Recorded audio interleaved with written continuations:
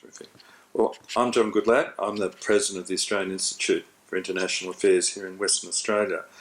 And it's my honour to interview the former president of the AIIA for Western Australia, a fellow of the Institute, the remarkable Dr. Sue Boyd. Now, Sue's the author of a new book, Not Always Diplomatic, and it's a book about an Australian woman's journey through international affairs. It's been out a few months, it's selling well. Sue, how did it start? Well, it started actually when I retired from the Foreign Service and came back to Perth, and I managed to get hold of my Stasi file.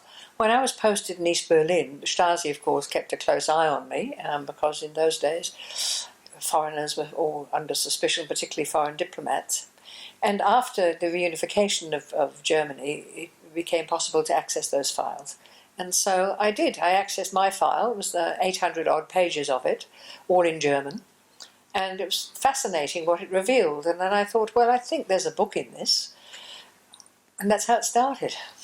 So it started with the Stasi files, now become a full autobiography. It is, because then I realised that everybody was asking me questions about the Foreign Service. What's it like in the Foreign Service? How do you get in? How does an embassy actually work? What's a third secretary? What's the difference between an ambassador and a high commissioner? And I thought, well, I can answer all those questions by putting them in a book, which basically becomes a memoir of my career in foreign affairs. And in terms of that, it's called An Australian Woman's Journey Through International Affairs. So what was it like when you first started? Well, I particularly said a woman's journey because one of the things I think that marked our journey through foreign affairs was the way that the status of women changed during our time. When we came in, it was very much a man's world. There was a lot of discrimination, some of it intended, some of it unconscious. But it made life hard for us women, and we women really had to fight. And we had to fight to change the system so that it became a reasonable place to work both for women and for men. And so I think it's worth documenting that journey because people joining foreign affairs now have no idea of the way it was when we joined. We noticed something about Trailblazer in that regard, but I noticed also about international affairs, which has a number of things. I wonder if you want to comment on I had a few affairs. And it's also called Not Always Diplomatic. So Right. if you'd like to comment on husbands, marriages... No, I wouldn't like to talk about that at all. But what I will say is that basically the undiplomatic bit is I learnt that you actually sometimes have to push back the boundaries when you want to achieve things. If they're my way of going about it is if there's a barrier in the way, you try and find a way to overcome it. And to do that, sometimes you have to do it by unorthodox means. And some of those could be classed as being undiplomatic. Well, ratcheting it back here to the beginnings here at the University of Western Australia, where you put some of those tactics to good use and became head of the guild, is my understanding, against a very formidable opponent. Yeah, well, I ran and got elected as president of the Guild of Undergraduates, and there were two fellows running against me, Tim Blaine and a fellow called Kim Beazley, who's now gone on to a stellar career of his own. He's been a minister, he's been an Australian ambassador, he's now governor of Western Australia, and I took pity on him, having beaten him, and said, why don't you come and be my vice president, which he accepted. So I think I launched him on that stellar career. I say that anyway. And he launched your book. And he came and launched my book very kindly and wrote a splendid introduction to it. Very generous, very insightful, and really added value to the book. Terrific. A number of postings to Berlin. I know you read out some of the vignettes from Berlin, particularly about the Stasi file. But Lisbon, your experiences watching East Timor decolonise, if you like, or be decolonised. Bangladesh, observations of a woman working in a largely Islamic country. New York, Fiji, Hong Kong. I wonder if you've got any favourite postings or out of all of those? They were all terrific postings, but I must say I think Vietnam was my favourite posting, and why? Because Vietnam at that stage was just opening up. It was after the war behind everybody, and Vietnam was really opening up to the West, and it was looking for Western partners with whom it could work, could help it on its way. And the United States was boycotting Vietnam because of the missing in action issues. So the Americans were not there, but we were. The Australian Embassy was there, Australian businesses were there looking for opportunities to work with the Vietnamese. Australian artists were there working with Vietnamese artists. And it was a great time to be head of the Australian team, if you like, in Vietnam at that time. And there's been nothing quite as fulfilling in any other post.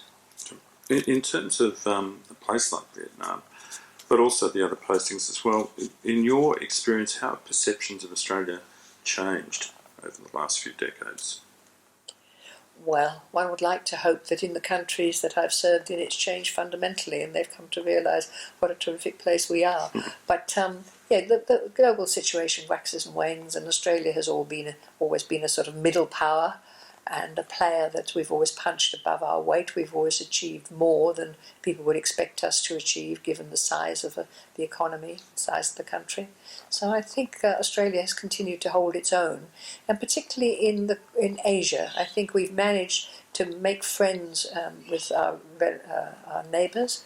I think we're building better relationships with our Asian friends than we had in the past. We're no longer just looking to Europe and the United States, and I think that's a significant change in Australia's approach to the world. I note in the book there's also a chapter on if you like, career advice, people launching a career in foreign affairs. But your career, I mean, you came back to Western Australia to help look after your mother, as I understand at the time. So you've had a career after the foreign affairs career, and a distinguished one at that. One of the things you started, or helped start here, was Chief Executive Women in Western Australia. So I wonder if you have any comments on what it's like to be launching a career for people who are interested in international relations. Well, when I came back, I was 59. So I was relatively young when I retired, and I certainly had the life and the energy to take on other things. I was consciously looking for things to do. So I managed to get a job as a member of the board of an Aboriginal corporation working with Rio Tinto in the East Kimberley. That was the first time I'd ever had an opportunity to work with Aboriginal people. And it was a wonderful, wonderful opportunity to learn and to get to know some really splendid people. So that was wonderful. Chief Executive Women, I'd been a member of that when I was posted in Sydney. There was no chapter in Western Australia when I arrived, and clearly the role of women in leadership positions in Western Australia was growing, so there was room for a new chapter, so I helped found that. And then there was a couple of boards. I'm on the board of St Catherine's College at the university. I'm on the board of the Institute of International Affairs. I've been on the board of Gold Corporation at one stage, and I've been an advisor to what was then UNIFEM, but is now UN Women. So I've managed to have a career after my career, which I'm very grateful for. Well, a career after career, very varied life. There is reference to some family principles, if you like, in there, but how would you describe as a final question, if you like, your guiding principle in life? What's driven you? What's guided you through these years? Well, it's interesting. At the family point of view, we have a ring, a signet ring, which has the family crest on it. And the motto in Latin is retro sed ultro, which they say means backwards yet forwards, or backwards but of my own accord. And I take that to mean that you never take no for an answer. The way might not be straightforward. You might have to take a step sideways for the time being before you can reach your objective, or you may have to step back. So you often get what you want by not going directly at it. And I think that's been what I've found through my career. It's been the way it's been. Well, so fabulous book, a fabulous Institute of International Affairs event to launch it a few weeks ago. We wish you well with that, and we thank you for being a guiding star, if you like, of the Institute here in Western Australia, nationally and internationally. Thank you very much. Well, thank you, John.